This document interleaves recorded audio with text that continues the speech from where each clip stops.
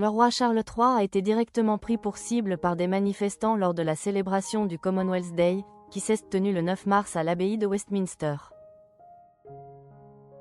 Cet événement, traditionnellement un moment de fête pour la monarchie britannique, a été assombri par les controverses persistantes entourant la famille royale, notamment l'affaire Epstein et les accusations pesant sur son frère, le prince Andrew. À l'extérieur de l'abbaye, l'atmosphère était tendue. Des membres du mouvement antimonarchiste République s'étaient rassemblés pour exprimer leur mécontentement. Ils ont profité de la visibilité de cette cérémonie pour faire passer un message fort, réclamant la fin de la monarchie. Leurs pancartes, dont certaines arboraient des slogans tels que « Pas mon roi », visaient directement Charles III, soulignant le mécontentement croissant à l'égard de la monarchie. Les récentes révélations concernant l'affaire Jeffrey Epstein, rendues publiques le 30 janvier 2026 par le ministère de la Justice américain, ont ravivé les tensions. Parmi les documents, des photos compromettantes et des messages des Andrew Mountbatten Windsor ont refait surface, alimentant les soupçons autour de l'ancien prince, déjà accusé d'agression sexuelle par Virginia Giuffre, une figure centrale du dossier Epstein, qui s'est suicidée en 2025. La cérémonie du Commonwealth Day s'est déroulée dans un climat électrique, malgré les efforts de la famille royale pour afficher une image unie.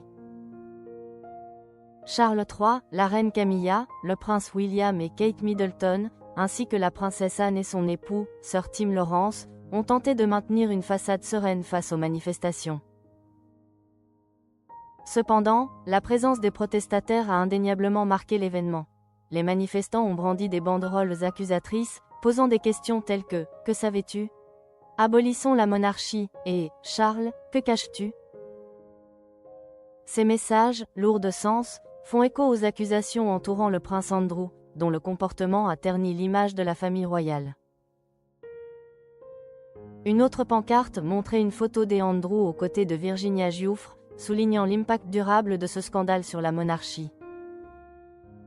Un aspect particulièrement controversé de l'affaire est l'accord financier conclu pour acheter le silence de Virginia Giuffre, soutenu par Charles III et la défunte reine Elisabeth II.